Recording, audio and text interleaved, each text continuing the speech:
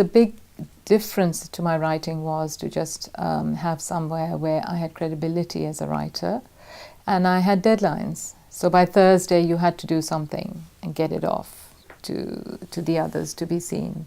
You know, I remember the first time I had to read something in the group, my voice was shaking.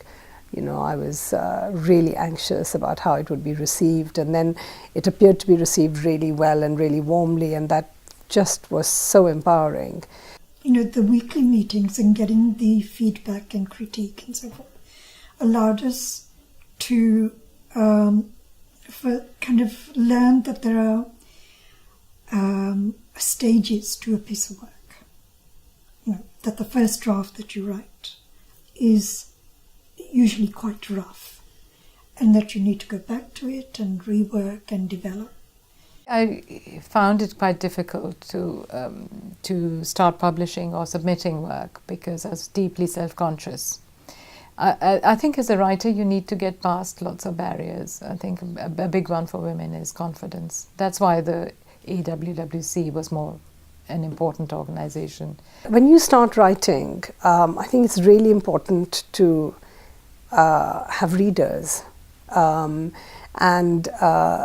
to have sympathetic readers, but at the same time critical readers.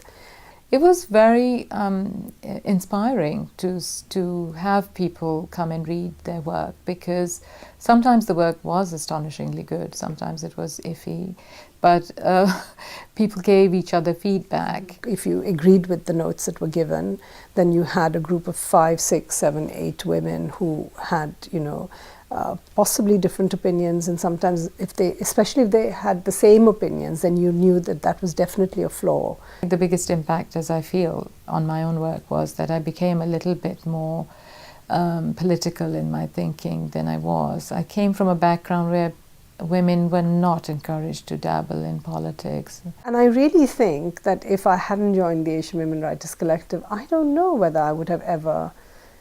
Actually, I might have carried on with journalism. I love writing. I would have carried on with journalism, but I don't know if I would have actually, you know, done anything more with it. In a sense, we were doing nothing more than what a lot of creative writing courses are now doing. Even now, if I meet new writers, if I'm reading somewhere and people come and ask for advice, I just say, you know, go to a writing class near you.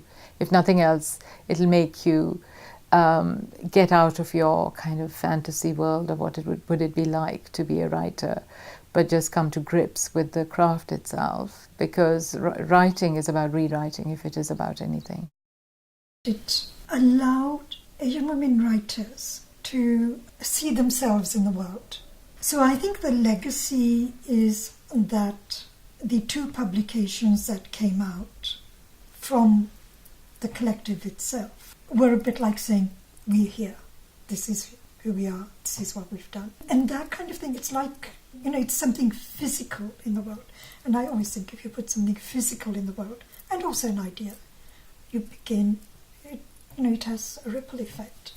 I think it's given us quite a lot of writers. I don't know how many people needed it to give them credibility and faith in themselves. For me, it was an important organization at the time when I started writing. It provided a support network.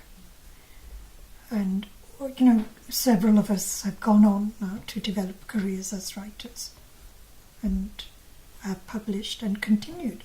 So it wasn't as if our writing was confined to the collective. We didn't become writers in the collective. We went as writers to the collective, but we developed, and so we have continued on.